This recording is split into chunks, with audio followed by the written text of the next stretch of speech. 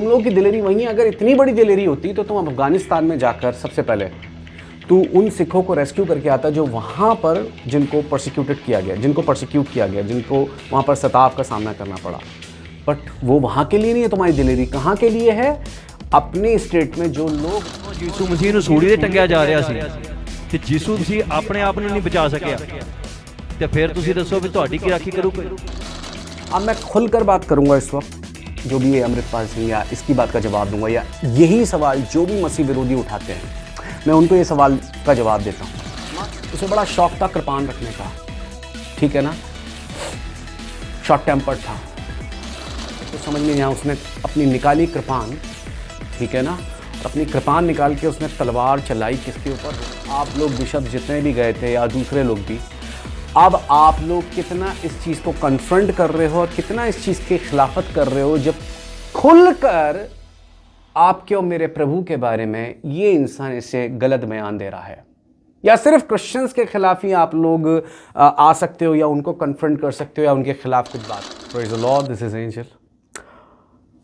एक बार फिर बेहद बेहद बेहद इंपॉर्टेंट वीडियो के साथ मैं आप लोगों के बीच में हूँ और मेरे पास कुछ लोगों ने इनबॉक्स में, जैसे हमेशा ऐसी कोई कंट्रोवर्सी होती है, लोग भेजते हैं, कहीं ना कहीं कुछ नई वीडियोस मेरे सामने आती हैं और इस बार एक बहुत बेहुदा वीडियो आई जो कि किसी अमृतपाल सिंह की है और इसने एक बार फिर, जो कि हम इस बयान को वैसे कई लोगों से भी सुन चुके हैं और इसने भी कुछ ऐसी ही बकवास करी है यीशु मसीह के बारे में, और इसने इस तरीके से बोला कि भाई यीशु मसीह पे जो लोग विश्वास कर रहे हैं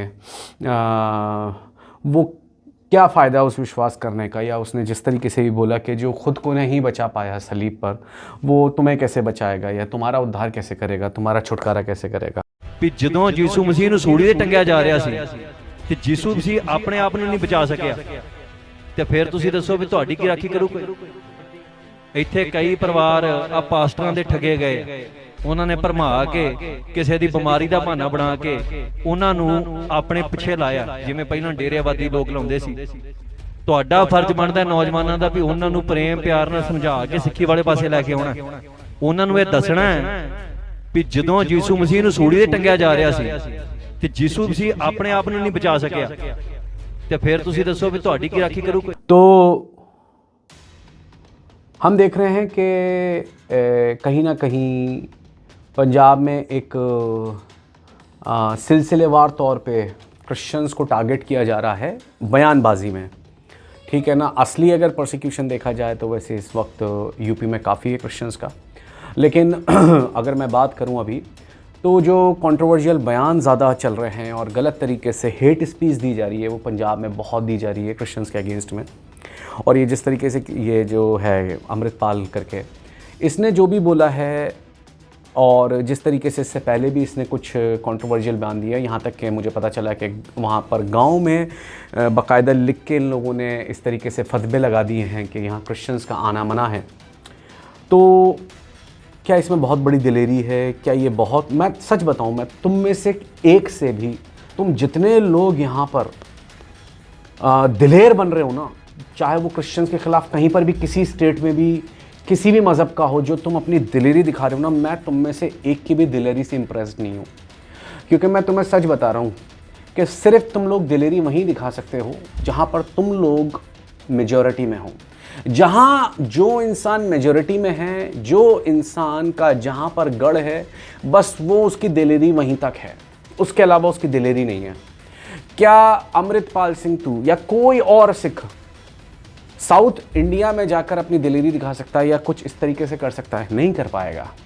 क्यों? क्योंकि वहाँ रेडियो का स्ट्रॉन्ग होल्ड है, वहाँ रेडियो की बदमाशी चलती है या वहाँ रेडियो का नाम है। समझ रहा है इस बात को? ठीक इसी तरीके से तुम महाराष्ट्र में जाके ऐसा नहीं कर सकते क्योंकि वहाँ पर मराठा लोगों की चलती है, ठीक है ना। बंगाल में बंगाली लोगों की चलेगी। तो जो भी तुम लोग की बदमाशी है या जो भी तुम लोग अपने आप को दिलेर समझते हो और तलवारें लेके, कोई भी है वो, किसी भी कम्युनिटी का, किसी भी समाज का, सिर्फ तुम लोगों की दिलेरी वहीं, अगर इतनी बड़ी दिलेरी होती तो तुम अफगानिस्तान में जाकर सबसे पहले तू उन सिखों को रेस्क्यू करके आता जो वहाँ पर जिनको परसिक्यूटेड किया गया, जिनको परसिक्यूट किया गया, जिनको वहाँ पर सताव का सामना करना पड़ा। बट वो वहाँ के लिए नहीं है तुम्हारी दिलेरी, कहाँ के लिए है? अपने स्टेट में जो लोग तुम्हारे में, जो निहत्ते लोग हैं, जो लोग सिर्फ बाइबल का प्रचार कर रहे हैं, तुम्हारी तलवार इस वक्त उन लोगों के लिए है और तू उनके मजहब के लिए बेअब्दी पूरी तरीके से ओपनली कर रहा है, दे रहा है। इससे पहले भी एक ज्ञानी ने बहुत गलत बयान दिया था, उसका वीडियो आपको मेरे वीडियो उस पे यूट्यूब पे दिख जाएगा। तो ये बात याद रखना, मैं तुम में से एक की भी दिलेरी से इंप्रेस नहीं हूं। मैं तब इंप्रेस्ड होता जब माइनॉरिटी में बंदा होता, उसके पास कोई बैक नहीं, कोई जैक नहीं, और वहां पर वो दिलेरी से सामना कर रहा है किसी का, वहां पर मैं कहता हाँ इस बंदे में दिलेरी है, शायद मैं अपनी बात कर रहा हूं, ठीक है ना। लेकिन लेकिन लेकिन मैं जो तुम लोगों को बताने की कोशिश कर रहा हूं, ये बताने की कोशिश कर रहा हूं इस वक्त कि यहां पर जो असली बात है वो ये है कि इसने क्वेश्चन उठाया कि यीशु मसीह खुद को तो बचा नहीं पाए, दूसरों को क्या बचाएंगे, ठीक है ना।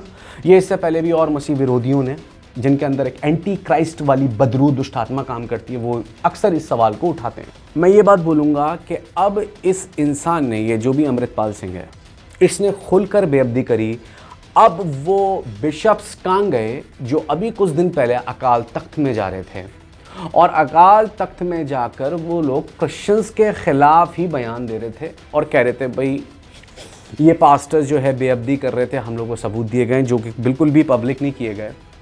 तुम बिशप्स या जो भी लोग हैं, अब आप लोग बिशप्स जितने भी गए थे या दूसरे लोग भी, अब आप लोग कितना इस चीज़ को कन्फ्रंट कर रहे हो और कितना इस चीज़ की खिलाफत कर रहे हो, जब खुलकर आपके और मेरे प्रभु के बारे में ये इंसान इसे गलत बयान दे रहा है।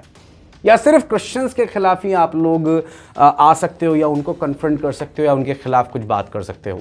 कहाँ गई आपको, आप लोग अभी बड़े अकाल तख्त में जा रहे थे, बड़ी क्रिश्चियंस के खिलाफ ही बात कर रहे थे बेअब्दी की, तो ये तो अभी तुम्हारे प्रभु के बारे में बेअब्दी हो रही है बिल्कुल ओपनली। अभी क्या हुआ, पहली बात। दूसरी बात मैं इसका जवाब देना चाहूँगा। तुझे मैं बता दूं, शैतान हमेशा आधा सच बताता है। शैतान कभी भी पूरा सच नहीं बताएगा, क्योंकि वो पूरा सच बताएगा तो वो लोगों की आंखें खोल देगा। आधा सच ये है कि यीशु मसीह सलीब पर मारे गए, लेकिन पूरा सच ये है कि यीशु मसीह मारे गए, गाड़े गए और 3 दिन और 3 रात के बाद मुर्दों में से जी उठे, और उनकी आज वो खाली कब्र इज़राइल में मौजूद है। उनकी कब्र पे आज भी लिखा है वो जी उठे हैं इज़राइल में। तो कहने का मतलब ये है कि जितने भी गुरु हुए, जिन गुरुओं को तू भी मानता है, वो भी मरे के मरे रह गए। जो भी पैगंबर, ईश्वर, कोई भी आया, राजा महाराजा, कोई भी प्रतापी पराक्रमी, पूरी दुनिया में बता रहा हूँ, वो सब मरे हैं और मरे के मरे रह गए। कब्र में आज भी उनकी हड्डियाँ सड़ रही हैं, ये बात याद रख। लेकिन मैं जिस प्रभु को मानता हूँ ना, वो प्रभु, वो खुदावंद है जो मुर्दे में से जी उठे। मान ले तुझे, मैंने वही एग्जांपल देता हूँ, मान ले तुझे लुधियाना से अमृतसर जाना है, तो बीच में जलंधर पड़ेगा, जिसमें से होकर ही तुझे कहाँ जाना है, तुझे अमृतसर जाना है। यीशु मसीह ये बताने आए कि मेरे पास जीवन नहीं, अनंत जीवन है, इटर्नल लाइफ। और वो अनंत जीवन तक जाने का रास्ता एक छोटा सा स्टेशन पड़ता है, वो है कब्र, वो है मौत। इसमें से भी जो होकर गुजर गया और जिसने मौत को भी हरा दिया, जीवन उसके पास है। और वो वही शख्स है जो जीवन को क्लेम कर सकता है जिसने मौत को हराया। कोई भी गुरु, कोई भी ईश्वर, कोई भी ऐसा नहीं हुआ जिसने मौत को हराया हो, केवल और सिवाय केवल प्रभु यीशु मसीह के। तुझे पता है कि यीशु मसीह मारे क्यों गए? सिर्फ आधा ज्ञान देना है, सिर्फ आधा ज्ञान। ऐसा हो गया, अपने आप को नहीं बचा पाए। तुझे पता है कि यीशु मसीह का एक चेला था, पतरस नाम था। उसे बड़ा शौक था कृपान रखने का, ठीक है ना, शॉर्ट टेम्पर्ड था। कृपान मतलब तलवार रखता था वो। उसने तलवार उस दिन भी रख ली, ठीक है ना। प्रभु ने उसे सबक देना था, तो सबक के में तौर पे उसे बोला भी कि रख लियो तलवार, ठीक है। हुआ यही, जब यीशु मसीह को जिस रात पकड़वाए गए उनको सूली पर चढ़ाए जाने से पहले, तो हुआ क्या कि उनका एक चेला यीशु मसीह को और अपने आप को बचाने के लिए, क्योंकि भगदड़ मच गई थी, यीशु मसीह को पकड़ने आ गए लोग, तो एकदम उसे कुछ समझ में नहीं आया। उसने अपनी निकाली कृपान, ठीक है ना, और अपनी कृपान निकाल के उसने तलवार चलाई किसके ऊपर? रोमन सोल्जर्स के ऊपर। कान कट गया उसका। यीशु मसीह ने उसके कान को हील कर दिया, जिस रोमन सोल्जर के कान को काटा था, जो यीशु मसीह को शायद धक्के मारकर, रगड़ता हुआ हथकड़ी में डालकर लेके जा रहा होगा ना, यीशु मसीह ने तभी उसको वहीं पर ठीक किया, उसके कान को जो कट गया था उसकी कृपान से।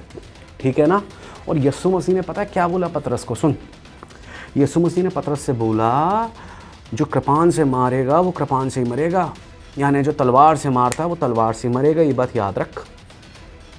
यानी यीशु मसीह ने पतरस को, जिसको इंग्लिश में पीटर बोलते हैं, ये बोल दिया कि पीटर सुन मेरी बात, तू अपने तरीके से अपनी कृपान को, अपनी तलवार को इस्तेमाल करके मुझे मेरे मिशन से भटकाने की कोशिश कर रहा है। मैं अगर अभी पिता से मिन्नत करूं ना तो 12 पलटन स्वर्गदूतों की, 12 पलटन फरिश्तों की, एंजल्स की अभी आ जाएगी मेरे लिए लड़ने। ये अभी राख बन जाएंगे। जितनी बड़ी रोमन उस वक्त की सबसे बड़ी मिलिट्री पावर थी, 2 फरिश्तों के आगे भी नहीं टिक पाएगी ये सबसे बड़ी दुनिया की मिलिट्री पावर। मैं चाहूं तो अभी बच सकता हूं, लेकिन मुझे उस चीज में से गुजरना ही है। समझ अमर क्या नाम है तेरा, अमृतपाल। यीशु मसीह का मिशन था कि पूरी दुनिया के गुनाह के लिए उन्हें एक परमेश्वर के मेमने के तौर पे, खुदा के बर्रे के तौर पे बलिदान अपने आप को करना था। उन्हें अपनी कुर्बानी देनी थी और उसे पतरस ने अपनी कृपान चलाकर रोकने की कोशिश करी। नहीं मैं रोक लूंगा। प्रभु ने कहा मत रोक, क्योंकि इस चीज को होना है। अगर मेरा खून नहीं बहेगा तो दुनिया को उद्धार भी नहीं मिलेगा, मुक्ति भी नहीं मिलेगी उनके गुनाहों से। ये बात याद रख। इसलिए यीशु मसीह चाहते तो अपने आप को, क्या पूरी दुनिया को अपने बल से वैसे ही बचा लेते मौत से, लेकिन यीशु मसीह मौत से बचने नहीं आए थे, मौत को हराने आए थे। वरना यीशु मसीह में दूसरे राजाओं और दूसरे वॉरियर्स में क्या फर्क रह जाता, दूसरे योद्धाओं में। वो भी आए, लड़े, जंगे जीती, जंगे लड़ी, ऐसे ऐसे योद्धा हुए, पूरी पूरी दुनिया को उन्होंने, आधी दुनिया को उन्होंने क्या कर लिया, फतेह कर लिया। अगर यीशु मसीह भी वही करने आए थे तो तलवार चलाते। यीशु मसीह का मिशन बिल्कुल डिफरेंट था। उनको पहले मरना था पूरी इंसान। और सुन अमृतपाल या कोई और, तुम्हारा भी नाम उसी लिए है, उस तुम्हारे गुनाहों के लिए भी यीशु मसीह मारे गए। याद रख, हर किसी के गुनाह के लिए मारे गए, पूरी दुनिया के लिए मरना था। परमेश्वर के मेमने को जो सजा तुझ पर आनी थी वो यीशु मसीह ने अपने पे ले ली। ये बात याद रख। और कयामत के दिन जब न्याय होगा ना तो बस 2 किताबें हैं। एक तो जीवन की किताब, मेमने की किताब, जिसमें लिखा है यीशु मसीह का खून किनके ऊपर है, यानी इन पे जो सज़ा न्याय के दिन आनी चाहिए वो सज़ा यीशु मसीह पे आ चुकी है। इन्होंने ये भरोसा कर लिया, ये विश्वास कर लिया, इसलिए इनका अब जीवन की पुस्तक में नाम है। ये उस नरक की आग से बच जाएंगे। पर जो यीशु मसीह के बलिदान पे विश्वास नहीं लाए, उन्हें अपने कर्मों का भोगना पड़ेगा, नरक की आग में दंड। ये बात याद रख। यीशु मसीह इस मिशन के लिए आए थे कि वो नरक की आग से बचा ले हमें।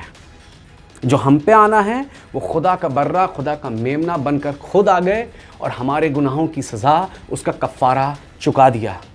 कफ़ारा बनकर उसका क्या कर लिया, प्रायश्चित कर दिया।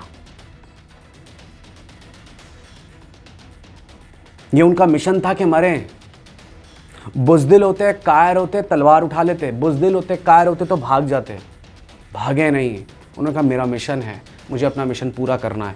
और मिशन केवल ये नहीं था कि मरें, पूरा मिशन ये था कि खाली मरे नहीं, पर 3 दिन और 3 रात के बाद मौत जिसे कोई नहीं हरा पाया, उस मौत को हरा दें 3 दिन और 3 रात के बाद, जिसे कोई नहीं हरा पाया। मैं ऐसे खुदावंद को मानता हूँ, जो खुदावंद, जो यस्सु, जो प्रभु, जो रब मौत को हराने वाला प्रभु है, मुर्दों में से जी उठने वाले प्रभु हैं। ये बात याद रख। तो पूरा सच ये है, यीशु मसीह ने अपने आप को मौत से बचाया नहीं, वो खुद को बचाया और सबको बचाया। वो ऐसे नहीं, वो अपना बलिदान देकर उन्होंने कईयों को बचाया, जिससे मुर्दों में से जी उठें और मुर्दों में से जी उठ के कईयों के लिए, जिस तरह यीशु मसीह जी उठे वैसे हम भी क़यामत पर जी उठेंगे। तो यीशु मसीह का मिशन ये नहीं था कि वो मौत से बचें, लड़ाइयाँ लड़ें, जंगें लड़ें। बाइबल में एक से एक सूरमा हुए हैं, ऐसे ऐसे सूरमा हुए हैं खाली गधे के जबड़े से हज़ारों फ़लस्तीनियों को मार दिया। ऐसे ऐसे सूरमा हुए हैं बाइबल में कि शेरों के जबड़े फाड़ दिए।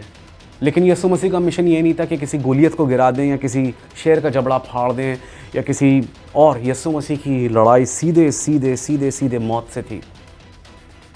इसलिए मौत को हराने के लिए मौत से गुज़रना था, कब्र में जाना था।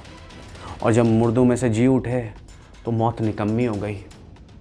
यीशु मसीह ने अपने बलिदान से सिर्फ इंसान को छुड़ाया नहीं है, वो जो क़यामत का दिन आएगा उस दिन वो लोग बचाए जाएंगे जिन्होंने यीशु मसीह के बलिदान पे ईमान लिया है।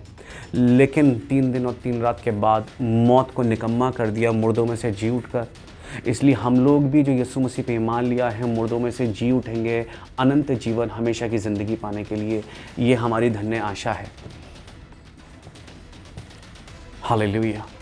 रुखानदराबा शिखातराबा, ये हमारी धन्य आशा है, ये हमारी ब्लेसेड होप है, ये है हमारी धन्य आशा, ये है हमारी मुबारक उम्मीद। हम उस प्रभु को मानते हैं, हम उस खुदावंद को मानते हैं। हम किसी मुर्दा गुरु को नहीं मानते, हम किसी मुर्दा ईश्वर को नहीं मानते। हम मुर्दों में से जी उठने वाले प्रभु यीशु को मानते हैं, जो सिर्फ मुर्दों में से जी नहीं उठे। मिशन अभी बचा है, अभी फिर वो आएंगे, अपने लोगों को उठा के ले आएंगे और फिर आएंगे न्यायी बनकर, ठीक है ना। और जब न्याय होगा, किताबें खोली जाएंगी। याद रख, उस न्याय के दिन से तू भी बच सकता है, वो लोग भी बच सकते हैं जो अभी जजमेंट कर रहे हैं। जब यीशु मसीह के ऊपर ईमान लिया होगे, गुनाहों से तौबा करोगे, तो अनंत जीवन प्रभु आपको भी देंगे, तुम लोगों को भी देंगे। Praise the Lord.